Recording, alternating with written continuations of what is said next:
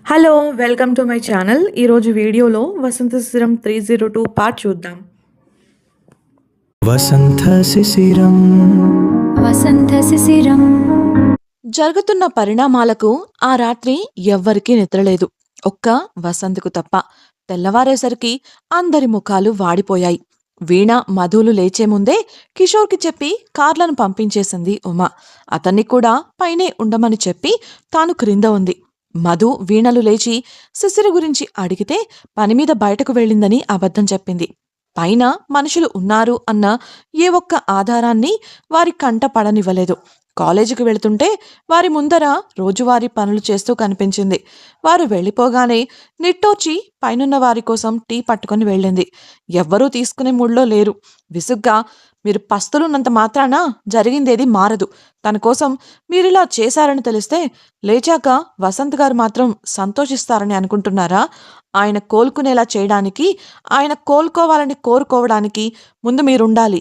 అది గుర్తుంచుకోండి చెప్పి ఆనంద్ కిషోర్ల చేతుల్లో బలవంతంగా టీ కప్పులు పెట్టింది. ఆమె మాటలకు మొహమాటంగా ముఖముఖాలు చూసుకున్నారు వారిద్దరూ. ఇవాళ శిశిరకు ఆఫీస్లో ఫస్ట్ డే అని కిషోర్కు గుర్తు చేసింది ఉమ.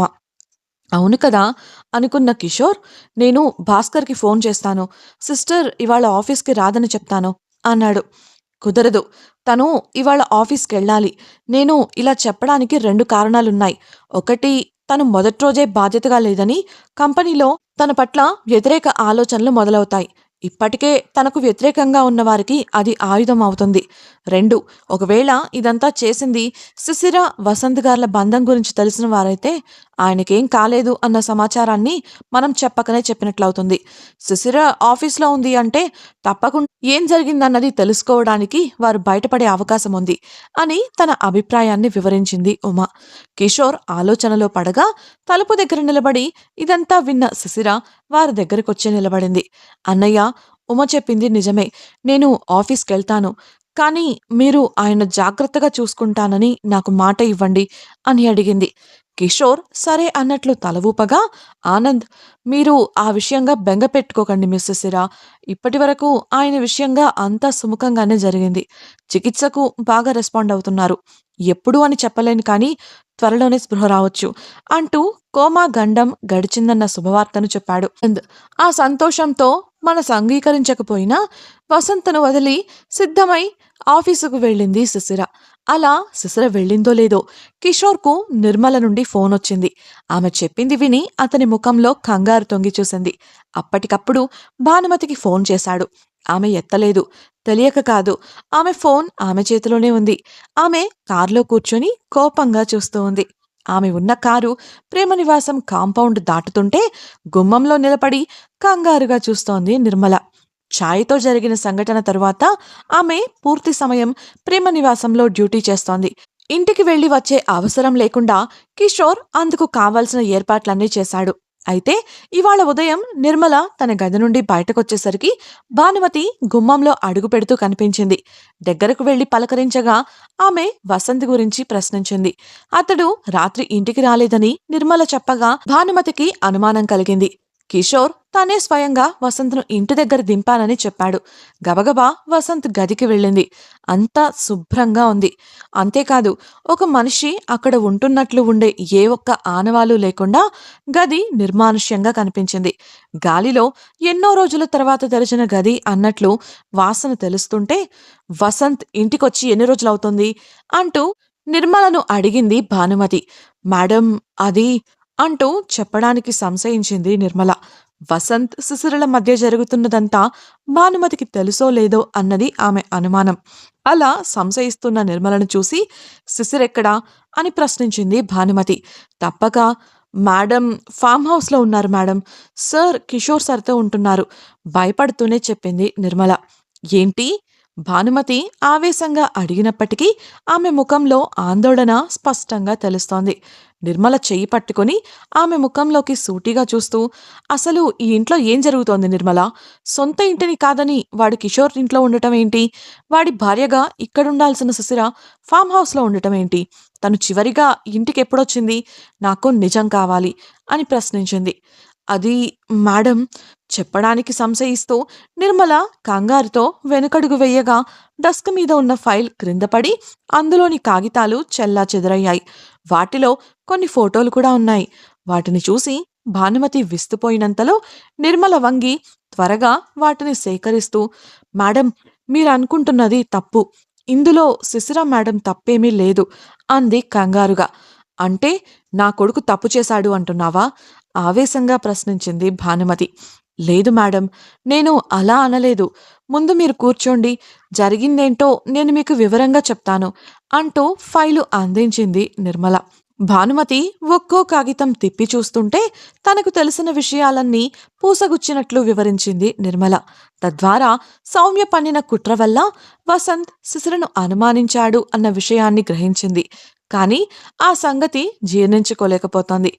అసలు ఎవరో పరాయి వాళ్ళు చెప్పింది నమ్మి కట్టుకున్న భార్యను అనుమానించడమేంటి? అందులోనూ శిశిర లాంటి అమ్మాయిని. ఆమెకు డబ్బే ముఖ్యమనుకుంటే కొన్ని కోట్ల విలువ చేసే పెయింటింగును నాకెందుకు బహుమతిగా ఇస్తుంది? ఈ మాత్రం కూడా ఆలోచించలేకపోయాడా వాడు? అంటూ వసంత్పై కోపం తెచ్చుకుంది. ఆమె చూసిన ఫైల్లో శిశిరకు వ్యతిరేకంగా ఉన్న సాక్ష్యాలతో పాటు వాటి వెనుక ఉన్న కారణాలు, రహస్యాలు కూడా ఉండటంతో మొదట ఈశ్వర్ శిశిరల ఫోటోలు చూసి కోపం తెచ్చుకున్నప్పటికీ నిజాలు తెలిసాక వసంత్ నిర్లక్ష్యానికి, అసమర్థతకు చిరాకు పడింది. శిశిర విషయంలో అతడు ప్రవర్తించిన తీరుకు ఆమె కళ్ళ వెంట నీరు తిరగగా ఆవేశంగా లేచి, ఇంకెప్పుడు వాడి ముఖం నాకు చూపించిద్దని చెప్పు అంటూ బయటకు నడిచింది. నిర్మల సర్ది చెప్పాలని ఎంత ప్రయత్నించినా ఆమె ఆగలేదు. ఆ కంగారులోనే వసంత్కు ఫోన్ చేస్తే ఫోన్ కలవలేదు. అందుకే కిషోర్కు ఫోన్ చేసింది నిర్మల. జరిగిందంతా వివరించింది.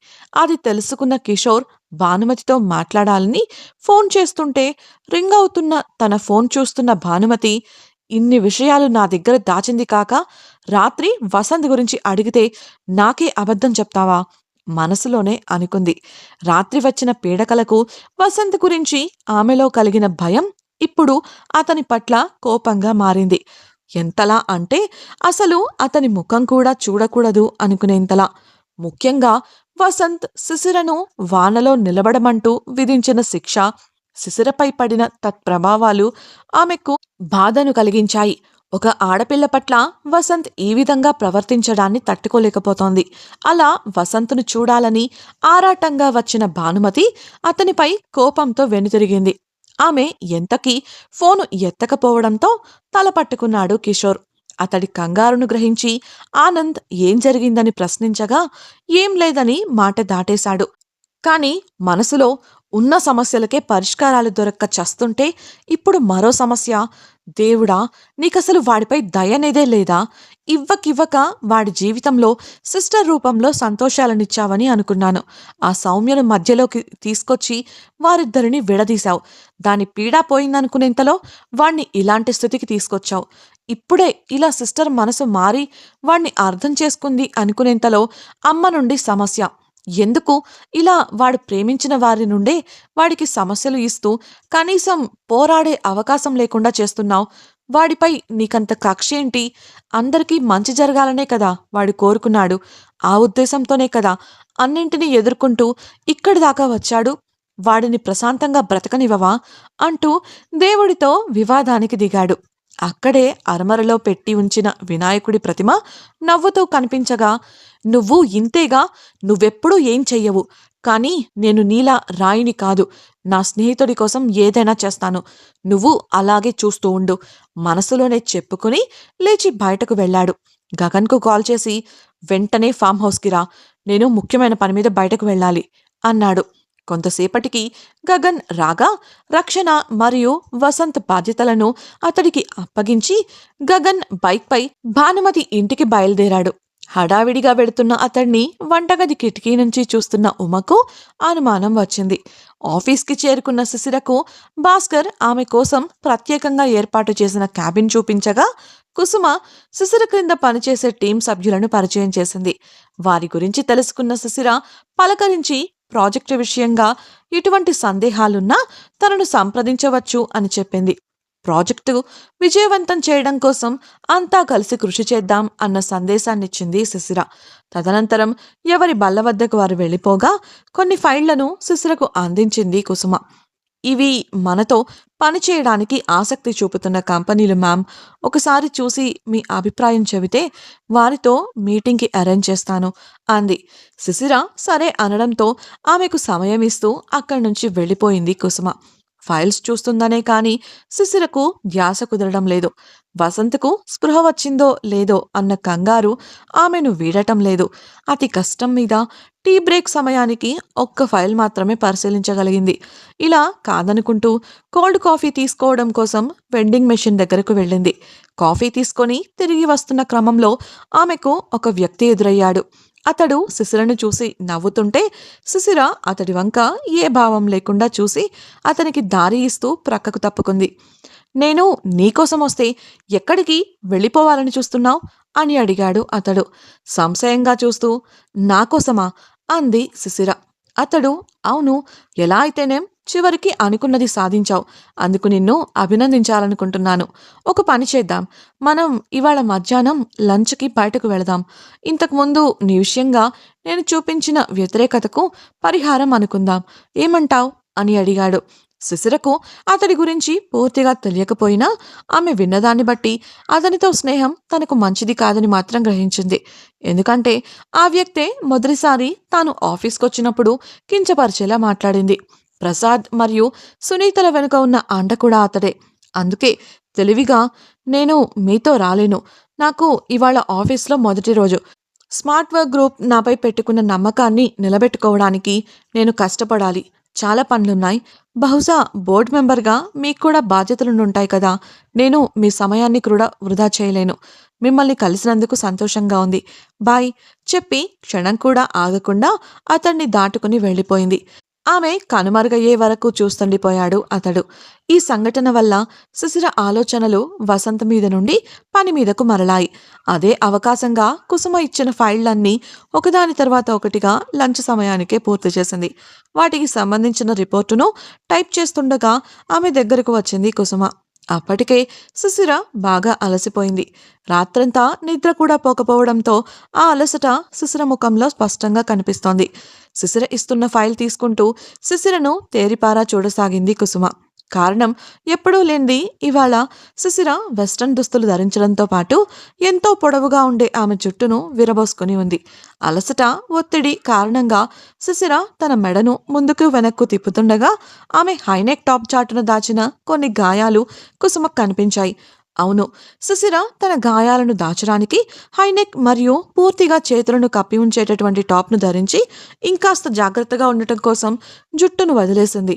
ఆ దుస్తుల్లో ఆమె హుందాగా కనిపించినప్పటికీ గాయాలు చూసిన కుసుమ శిశిర ఆ దుస్తులు వేసుకోవడం వెనుకున్న కారణాన్ని కనిపెట్టింది. ఇంతకీ శిశిర గాయాలు చూసిన కుసుమ ఏం చేస్తుంది? ఆనంద్ చెబుతున్నట్లు వసంత్‌కు స్పృహ వస్తుందా? ఉమా ఊహించినట్లు వసంత్‌పై దాడి చేసింది వసంత్ శిశిరల గురించి తెలిసిన వారైనా? గగన్ వారిని పట్టుకోగలడా? కిషోర్ ఎక్కడికి వెళుతున్నాడు? భానుమతి నిజంగానే వసంత్‌ను దూరం పెట్టబోతుందా? శిశిరతో మాట్లాడడం వెనుక బోర్డు మెంబర్ ఉద్దేశమేంటి? తెలుసుకోవాలనుకుంటున్నారా? అయితే ఛానల్‌ను సబ్స్క్రైబ్ చేసి వసంత శిశిరం నెక్స్ట్ పార్ట్ వినేయండి. అలాగే మీకు ఈ వీడియో నచ్చినట్టయితే లైక్ చేసి మీ సన్నిహితులకు షేర్ చేయండి. మీ అభిప్రాయాలను మాతో పంచుకోవడం కోసం కామెంట్ సెక్షన్‌లో తెలియజేయగలరు. Thank you for listening.